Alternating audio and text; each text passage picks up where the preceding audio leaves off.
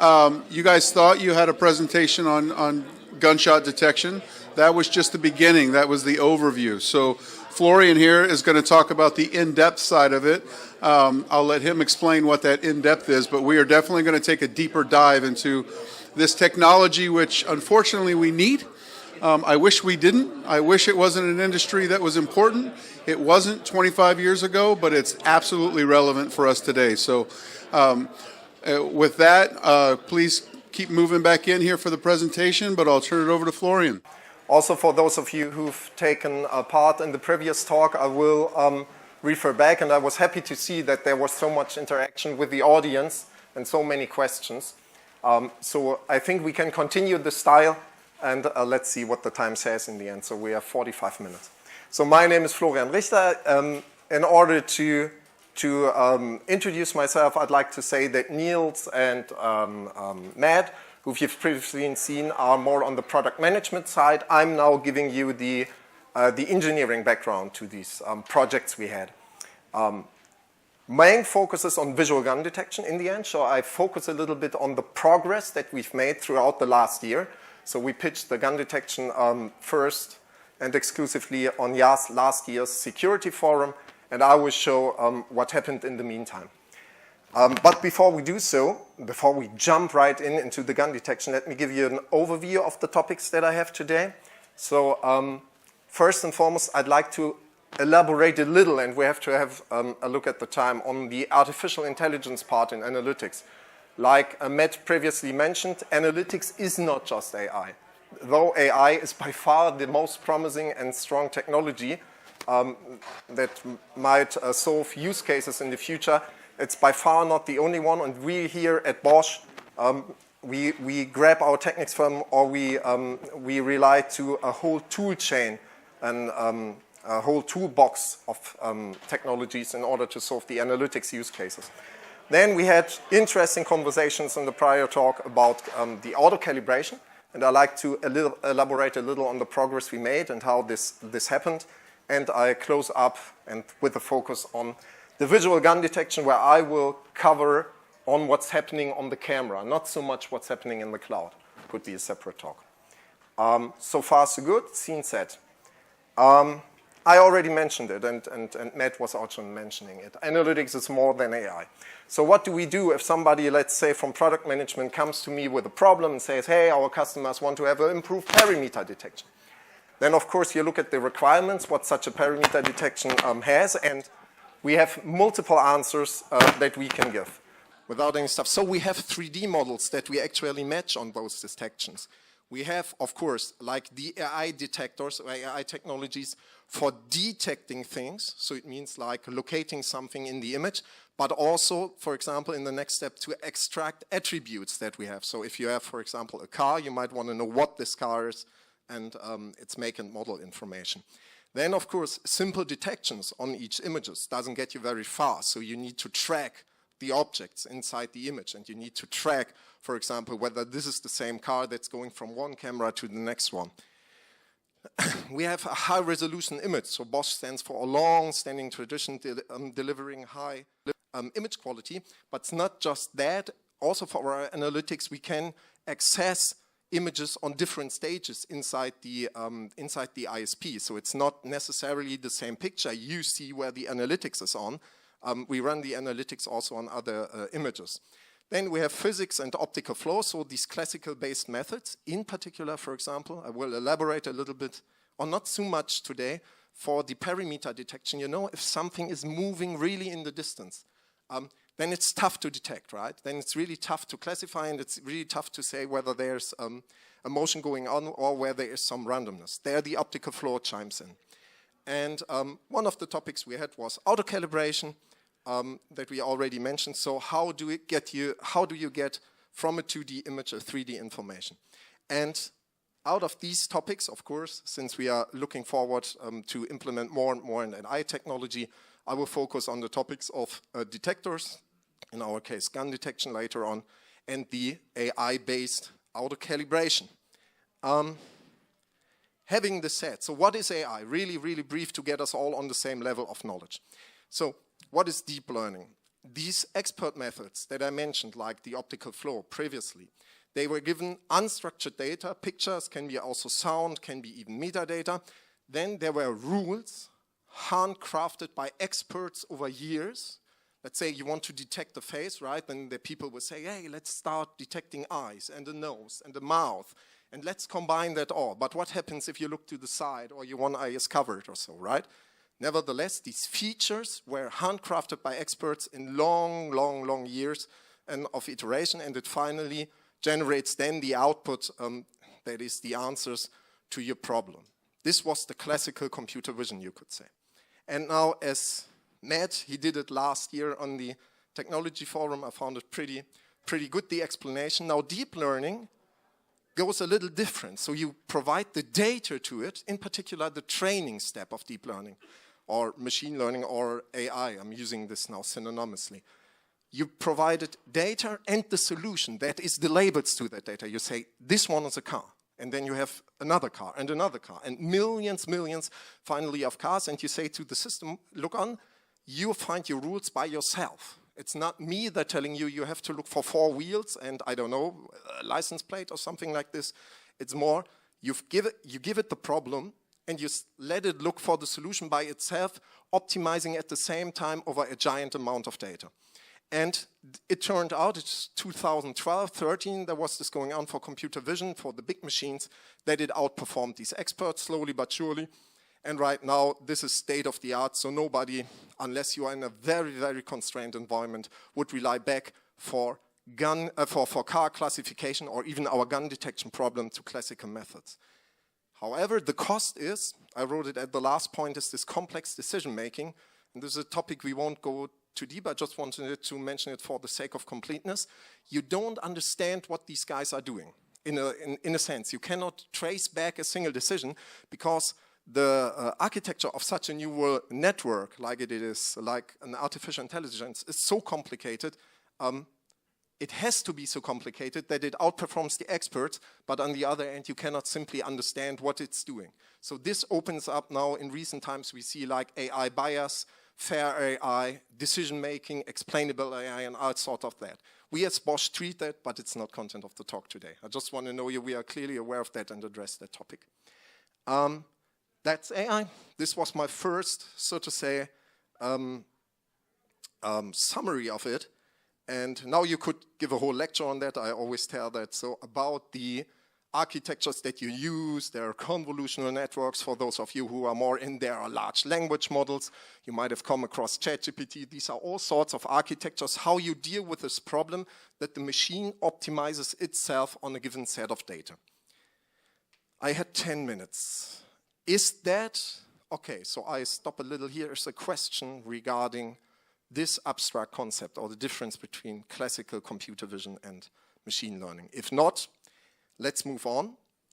It was before, I had one engaging question I wanted to make. So if you now understand that, if I'm gonna ask you, I have 2 topics now, AI-based calibration and gun detection.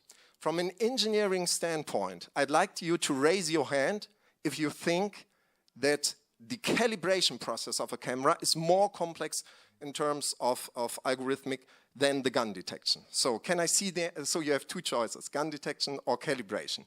So who is in for calibration? May I see the hands? And the people in the other room can knock at the wall. Okay, calibration is roughly the half. And who's more for gun detection? Actually, it's less people. And you're right, so to say. Calibrate. Okay. This is wrong, so to say. In some sense, the detection of an object inside the image is algorithmically just you feed more and more data. And then there are other boundary conditions to it or other restrictions. If you say, I want to have it real time, and I will elaborate on that in a minute, then becomes complicated due to the resource constraints. But from the algorithmic perspective, it's not easy, as I say, but it's straightforward. However, and now this is a good door opener to calibration. Calibration is an entirely different thing, so to say. What is calibration or auto-calibration? So we as humans, now if I look into the audience, I see that I have 2 lights, a little bit blinding myself, but I can still draw connections from the content of the image. Don't forget, even if you close one eye All you're seeing is a projection of the room in front of me. But I know that the gentleman in the blue shirt sits behind the gentleman in the black shirt, so to say. I can draw conclusion from spatial inference. We humans are pretty good at it. I also can see, I can tell you that this golf pitch is pretty big, so to say. I know in a distance. However, if you ask me how many, what is your unit here? Yards? It's yards, yeah? We in Europe have meters. If you ask me how many yards this is, I have to guess. I mean, I played yesterday a little bit golf, but nevertheless, I cannot tell you. What is it? Does somebody know the end of the pitch? What's the sizes? Precisely? 200, it's 200 yards. Jesus, okay. Anyways, no chance, so to say, to have this up to precise to a yard. So my point is, we as humans, we get a basic understanding, but however, when it comes to really precise measurements of persons' heights, we still struggle. And therefore, AI is also not there yet. So the question was, can we do this end-to-end? When we've analyzed these problems, auto-calibration, I'll get to that timeline in a second, people were complaining, one of the most complex things, tedious tasks. So how should we do that? Can we do it directly? No, it's very complicated because people cannot do it as well. You might have an idea from where you see the room, but the exact height is not sufficient. So what is calibration? Promote the camera from an imaging to a device to a real measurement device. Yeah, this enables us, so it's reflected like capturing metric properties, positions, velocities, object sizes. Also velocities we humans struggle with. This, now where we use that, you've seen the perimeter protection in the previous talk, perhaps we use that, of course, to suppress false alarms. So if there's an animal, let's say that has 10 times the size of a human, is there a living animal that size? Unless it's a whale, so to say, you can say, okay, this is a false detection, obviously. Or if somebody, I don't know, a 200-meter-sized object moves in your camera, you will be pretty damn sure that this is a wrong detection. But you have to know that it's 200 meters large. It's easier said than done, again. Depends also on the perspective that you have. Look at the yards example. And the outlook is, of course, that you get a deeper scene understanding we human naturally have a little bit. So that I say, I don't know, Sachin is now looking at his laptop, right? It's his laptop, not Kai's laptop, but it's his. So I can, so to say, draw connections between objects that I see, or the car is followed by another car, and so on, the relations. This is something which paves the way to a deeper scene understanding. And on the right-hand side, just a little bit behind, so basically calibrations falls into two categories. So the intrinsic calibration, I won't elaborate too much on it, is like, imagine you were a fish in the ocean, right? A fish has a fish eye. Now there comes a bigger whale and chases you and wants to eat you. You better damn know what a straight line is because you want to take the shortest path. Usually, if you look at fisheye images, you know they are all curved at the boundaries. So if you drive just in circles, good luck with the whale, right? So what the fish does, of course, he knows what straight lines are, and translated into our camera language is more like knowing, adapting, so to say, to your lenses, to your distortions, being able to know that. We take this because we know our cameras, so to say. This is not something which has to be learned by AI. But the other thing we consider right now is the extrinsic calibration, meaning really like the tilt angle, the height of the camera, and the roll angle. And once again, when I do this, I won't do it too long here, right? I fell off the stage. These are things that humans can estimate, but not precisely determine. Sounds good. Time is also good. So what did we do? Just to give you a brief impression, I will not elaborate too long on that slide, but we identified the problem, time to calibrate like 15 to 30 minutes or even 10 for people who really can do it, but it's a considerable amount of time, and it doesn't scale. So if you have 200 cameras that you want to calibrate, good luck. Do the math on your own, right? It's a very long time. We said, okay, how can we do that? It took us 3 months to build a proof of concept. And there we see Niels on the upper slide to present it to our top management. Then we finally get it even to our current CEO on stage, which is at least Bosch internally quite some achievement. He was presenting this. But then, of course, we as Bosch, we are driven by customers and real-world applications. We put it on the IC West with an MVP by March of last year. Then we launched it with the firmware as a fully sellable product. First for the ITS domain, I will tell you later. Then we had a breakfast session. This is just a goodie for my friend Moritz over there in Germany. I said he was the responsible lead engineer. Hello to Moritz. And then it came clear, based on the good customer feedback we received from the cars, that we have to do this and extend this to perimeter protection to humans. So, as you can see here, I don't know, roughly 2 years from the beginning to the end for full launch of products. That's work, also what I want to mention. It's not just, it's not so easy from analyzing a problem to action. So how did we solve that? And I keep myself, I have a look at the time. So what you can learn with artificial intelligence, what we saw, what we've been inspired by in Bosch is that we have a strong automotive domain. And these guys, if you look at Tesla, but the same as in Bosch, if a car is driving around, you see them always that they determine the direction for cars that are nearby. The cars nearby a car are not just projected as a 2D object, which you don't know the distance of. It's very important to have a notion in the near field of a car in which direction a car moves and so on. So we've been inspired by that and extended that scheme to something we called 3D bounding box, right? As a projected 3D bounding box, meaning the 3D bounding box down into 2 dimensions. And by that, this we trained as a detector, so we had people labeling that, what I previously shown, train it over and over again. By that projected 3D bounding box, you can now easily see, you can, for example, determine what the up direction is for a car. You know where it's up, you know where it's heading. You also have a rough estimation what volume it has in terms of sizes. Though there's no absolute scale involved in the deep learning, but you know, for example, that a car, I forgot the actual value, it's 1.8 meters of width on average, or 1.9 meters. So it's very easy afterwards to say one of these lines has this exact metric range for cars. Cars don't differ that much. You US guys, you drive larger cars in Europe, but if you, so to say, do this for every continent, you will end up with pretty solid numbers.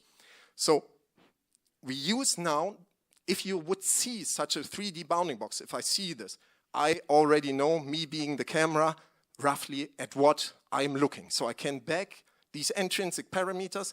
I can say what height I have. I can see under which angle I see it.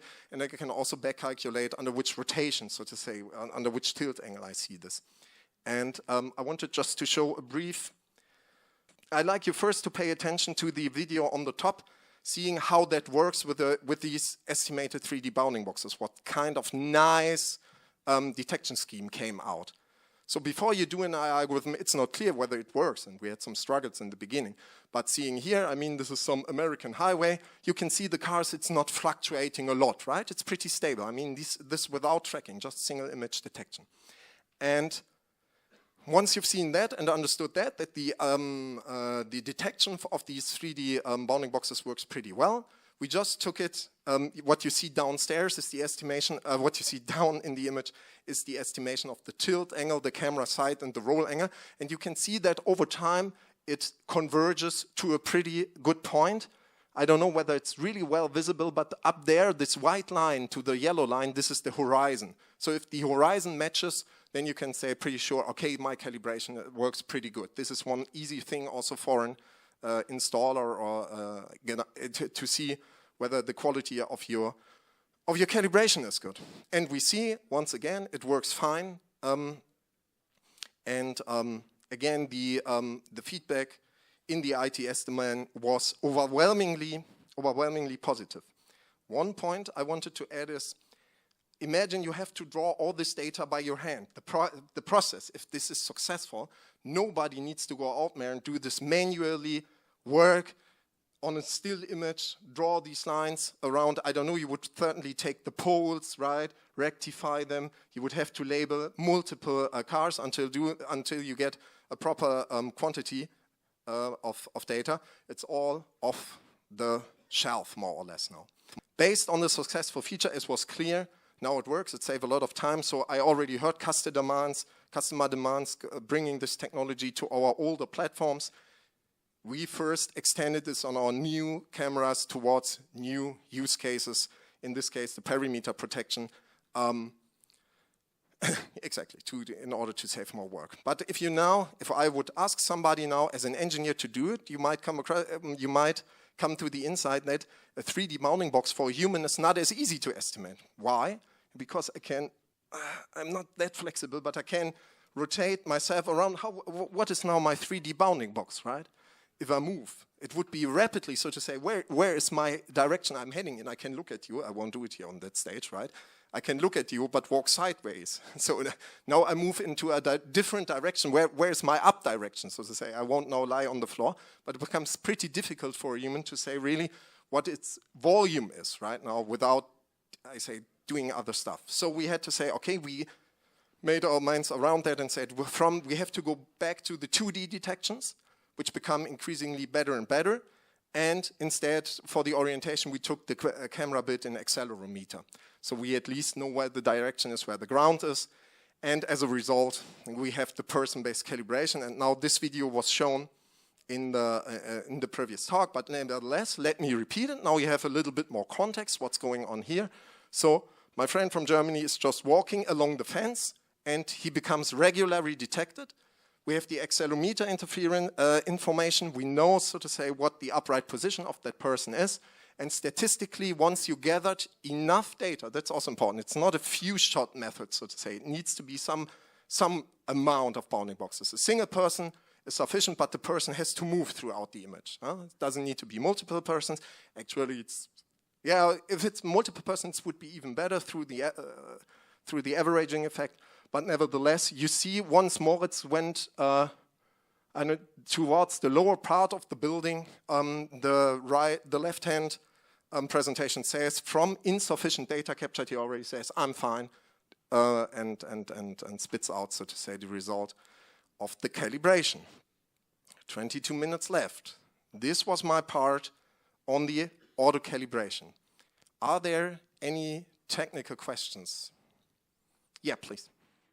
The question was whether you have to retrain the camera in the field or whether it learns in the field once it's mounted there. And the answer is pretty simple. Pretty simple. Everything is trained in the lab and just once deployed. So it doesn't learn in the field. Once we get troubles, we have to retrain that, so to say. You would. Okay, yeah, the calibration, but not so to say the detection of the cuboids, or so to say. The calibration is done in a regular cycle, exactly. This updates and becomes better and better. So the more detections you have, there are ideas around that. From time to time we check how reliable this data is and then redo automatically the calibration, because we are storing these informations on the camera. That's important, and there was a question earlier on whether we can simply move that to older platforms. That's not possible right now, though we consider doing it on a tool, but then you have to wait a little longer. These bounding boxes, the P3D and the 2D bounding boxes, they are on the camera. This remains unchanged. However, the quality of the calibration improves over and over. I hope this answers the question a bit. Yeah, sure. So we have just a single plane first. So the other question I interpret is if you have a curvature or so, or something is growing, if the street is going up. Right now, the calibration just refers to a single foot point.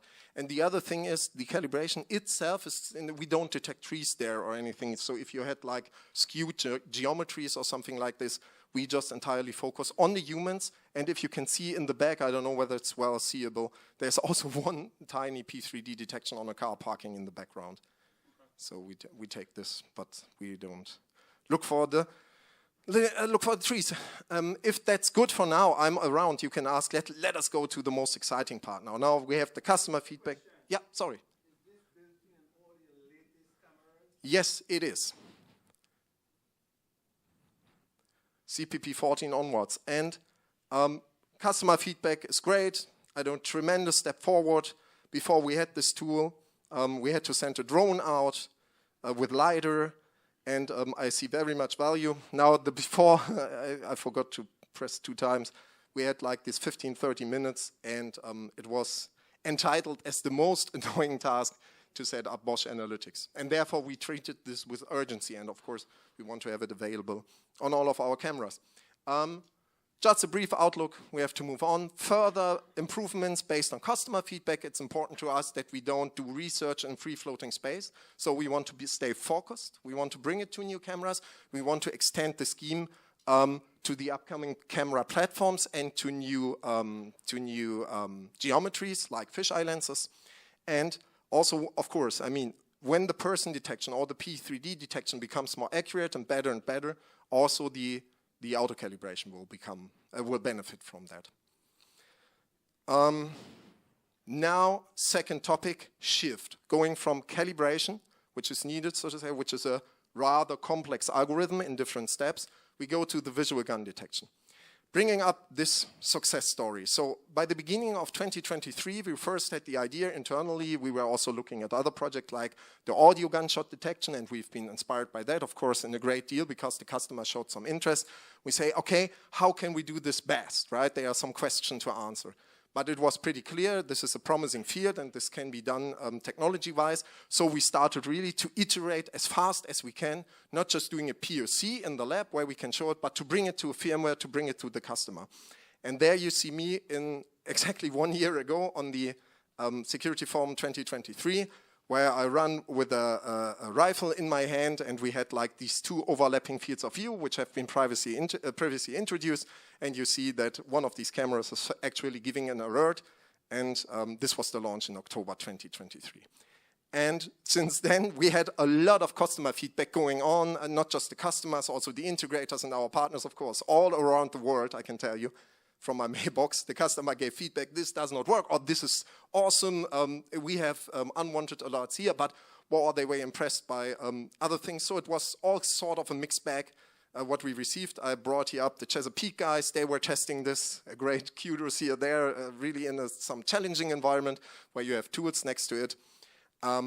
But one thing came clear, we also launched this alarm verification that I invite you later to see on our Tinker tables, where we say, okay, we have this two-layered approach, what Niels just mentioned, to really not to struggle too much in the false positive, rare false positives, I have to mention, but if you go at scale for I don't know, 100 or 800 cameras, if you want to have a full school district on that, you better have this cloud verification in place. Or you have an SOC, like Niels mentioned, an operating center where somebody can check this manually.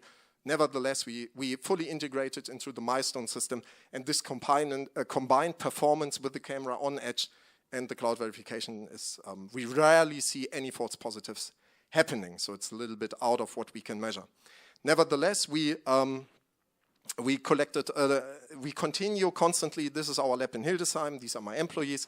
We collect data and data and data. As I said in the beginning, it's all as the detector can just get so good as the quality of your data is.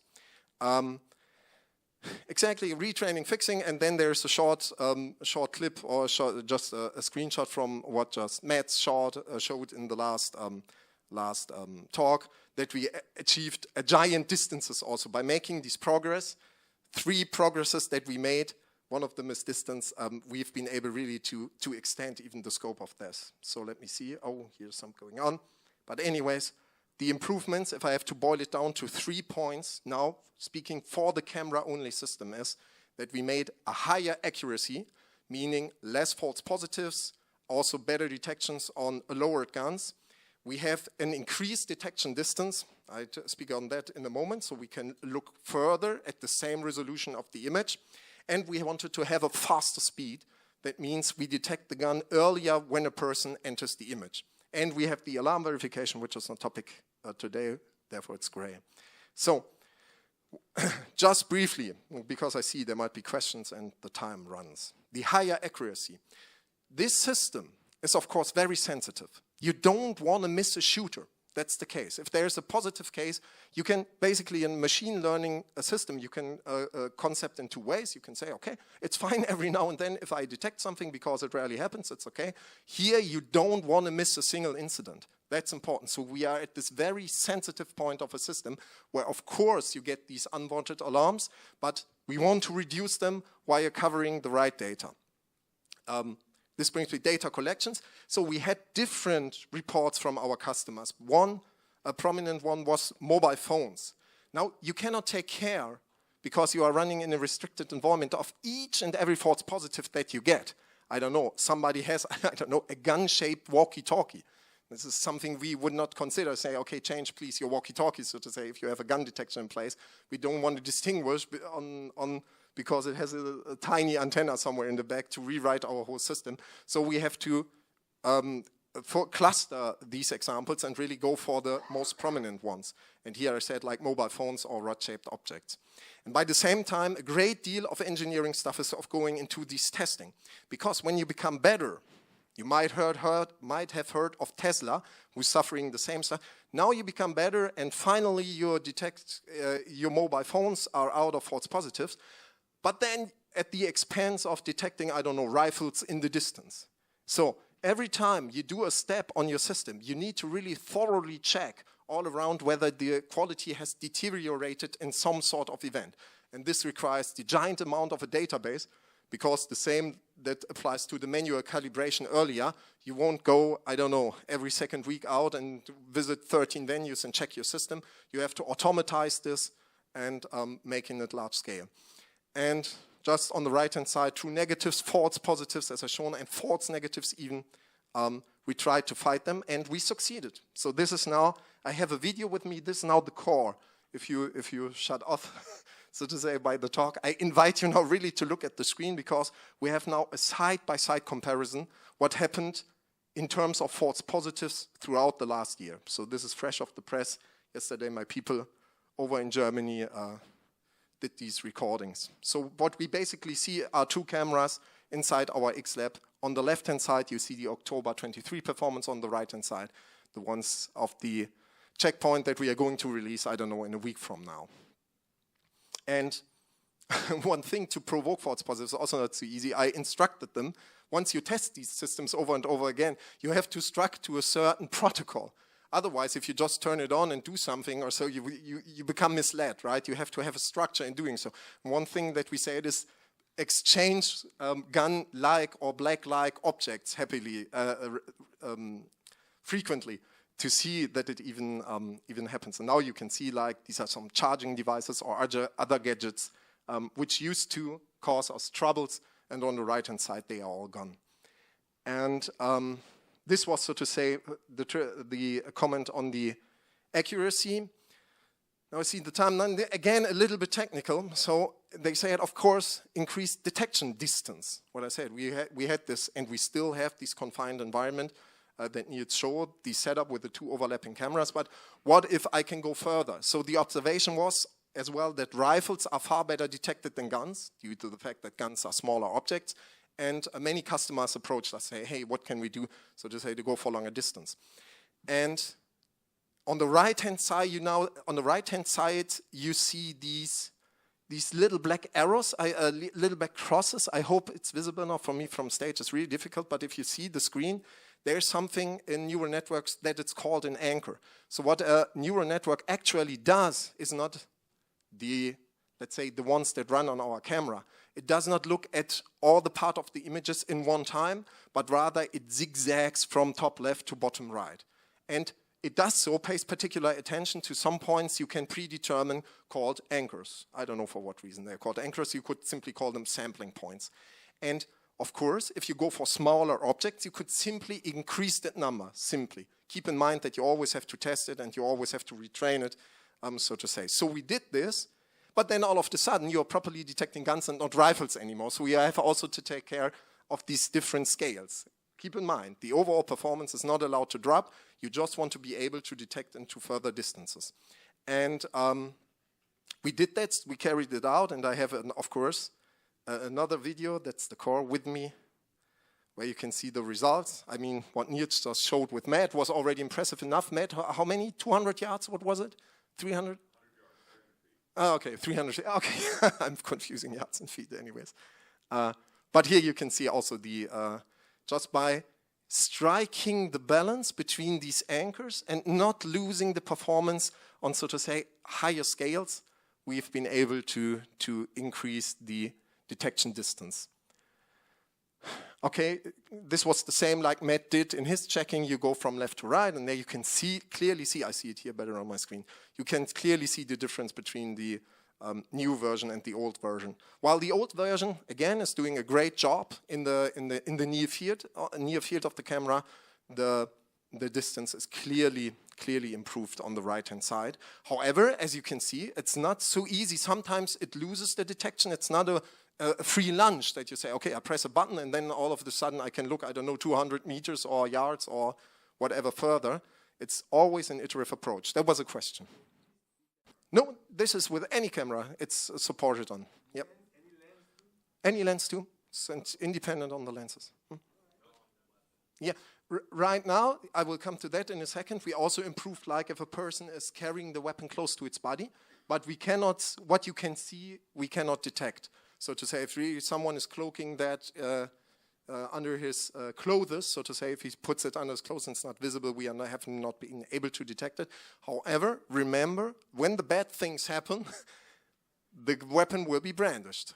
It's just in a point of time, and mostly looking at these, I don't like these videos of these shootings, but I had to look at them, analyzing from an engineering perspective what's really going on.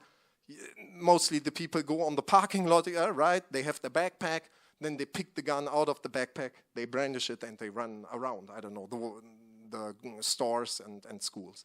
So, and therefore we focused there more than we did focus on the partially covered weapons, let's say like this. We wanted to increase the accuracy for this case. Faster speed, I skip for now because I have 7 minutes. I could give a lecture on this.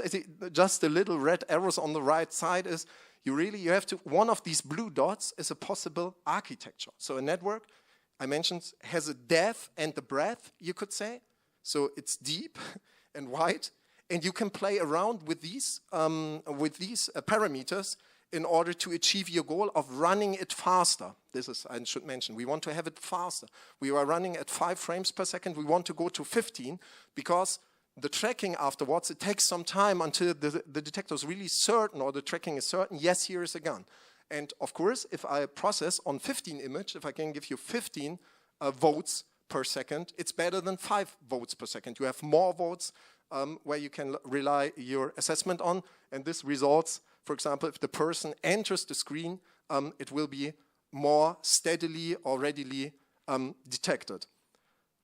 Great deal of work, great deal. So let the GPUs glowing, so to say. We were training one of these blue dots. I could ask to engage with the audience, what do you think how much it costs? Sachin left the room, fortunately. Well, how much do you think, if you go to that and search, how much costs? And I'm just speaking of the power costs. I'm not even like the total cost. What do you think? Any idea? If you run, let's say, it's such a training of an embedded detector for, I don't know, 100 times. Any order of magnitude? Yeah. And yeah, it's not tens of thousands, but it's a few thousands, so to say. It's not a few tens of thousands, but it's not cheap, so you better know what you are doing, right? I mean, the big AI companies, they have other means to do so. They say, I don't care. But in our company, we have to really, like these red arrows, we need to know where we are going. You cannot just randomly say, okay, to your management, okay, we tried 1 million tries, here's, I don't know, you have to pay 100,000, but we didn't get any better, so to say. You have to make really sure that you have some achievements. I see 5 minutes left. Please approach me if you have questions later on to that. It's quite a sophisticated scheme, actually, to really know when you are better and which ones of these red arrows you need to follow. 5 minutes, wrapping it up. So now the overall accuracy, what happened in the last year for the visual gun detection. We have some points.